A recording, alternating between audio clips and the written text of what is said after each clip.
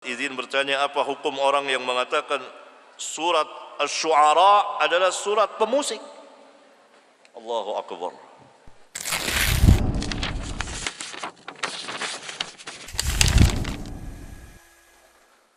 Ini perkataan paling berbahaya, sangat berbahaya. Penghinaan terhadap Al-Quran. Tapi siapa yang berbicara? Barangkali orang-orang jahil. Tidak serta-merta dikufurkan. Ini berbahaya dan bodoh. Kenapa bodoh? Karena tidak bisa membedakan antara musik dengan syair. Syair ucapan kata-kata. Musik adalah peralatan. Alat-alat musik. Ada kalanya musik tanpa nyanyian. Ada kalanya nyanyian tanpa musik. Musik telah diberitahukan oleh Nabi sallallahu alaihi wasallam dalam hadis sahih riwayat Bukhari. Riwayat Bukhari.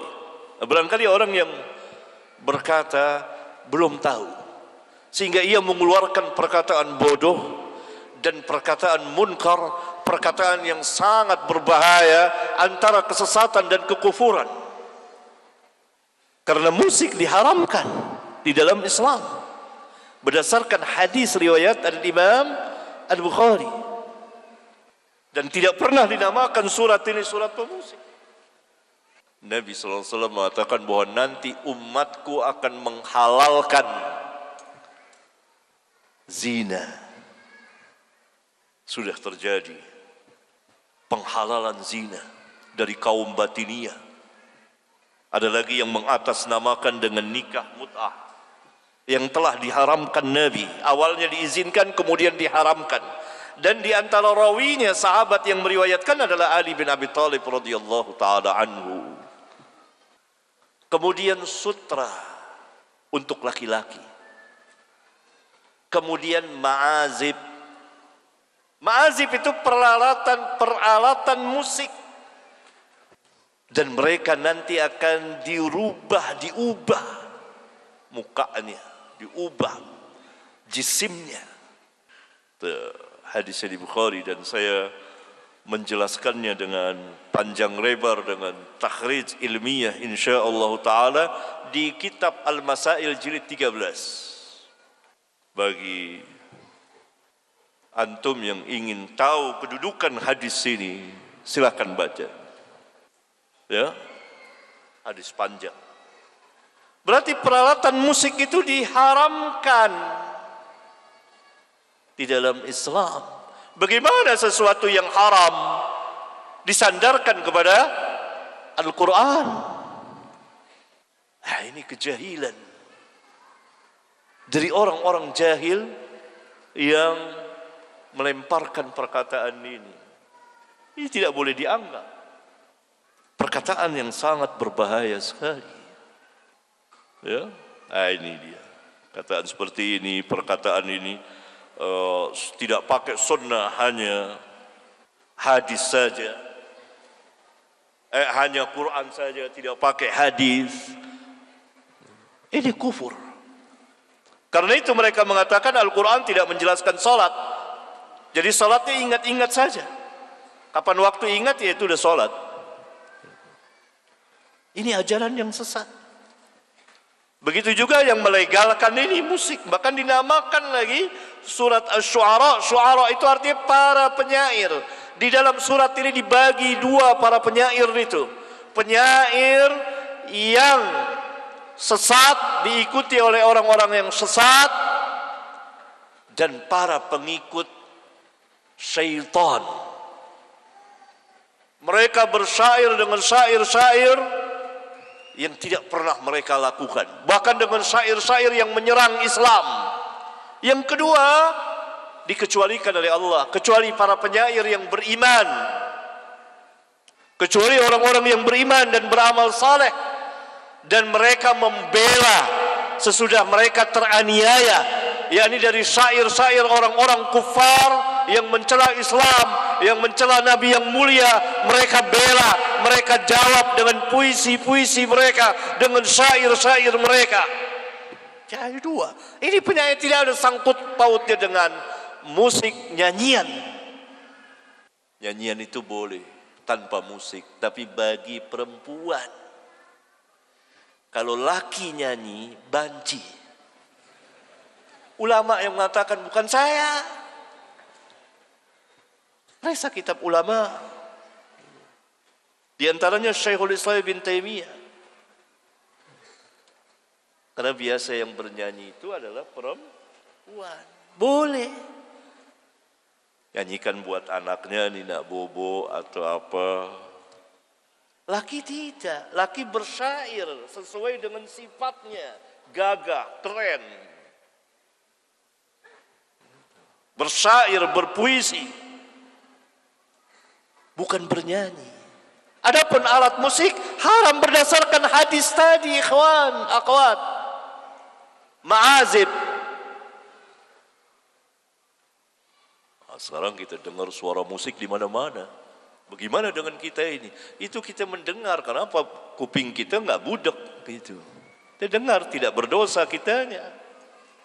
Bukan kita yang mainkan atau apa. Ma'azib. Nah inilah bodoh, kejahilan. Syuara, penyair. Di akhir surat Asy-Syu'ara Allah Subhanahu wa taala berfirman, kecil banget Quran. Wasy-syu'ara'u yattabi'uhumul ghawun. Para penyair itu diikuti oleh orang-orang yang sesat. Ini penyair yang mendapat bantuan dari syaitan, para pengikut syaitan, para pengikut orang-orang sesat. Karena itu mereka diikuti oleh orang-orang sesat. Kenapa dikatakan demikian? Karena syair-syairnya menyerang Allah, menyerang Nabi Muhammad sallallahu alaihi wasallam, menyerang Islam. Oleh karena itu Allah Subhanahu wa taala katakan, "Alam tara annahum fi kulli wadi yahimun." Tidakkah engkau lihat mereka di setiap lembah mereka mengembara dengan ungkapan-ungkapan, puisi-puisinya, syair-syairnya yang menyerang Islam. Dan syair-syair yang puji-pujian yang dan kata-kata yang mereka sendiri tidak melakukannya. Wa annahum yaquluna ma la yaf'alun. Mereka mengatakan apa yang mereka tidak lakukan. Ini para penyair sesat. Para penyair kafir, orang-orang kufar. Sekarang banyak. Bahkan dengan karikatur mereka serang Nabi Muhammad sallallahu alaihi wasallam. Harus bangkit orang-orang yang ahlinya menyerang juga, menjawab mereka. Dan telah dijawab oleh para ulama. Kemudian Allah Azza wa Jalla menutup firman-Nya, illal ladzina amanu wa 'amilus shalihat. Kecuali orang-orang yang beriman dan beramal saleh, yakni kecuali para penyair yang beriman dan beramal saleh. Tidak dikatakan pemusik. Ini mendustakan Al-Quran. Ini orang syuara, penyair. Wa dzakarullaha katsiran, dan mereka banyak sekali mengingat Allah. Wantasaru, dan mereka membela, menjawab syair-syair, puisi-puisi dari orang-orang kufar yang menyerang Islam.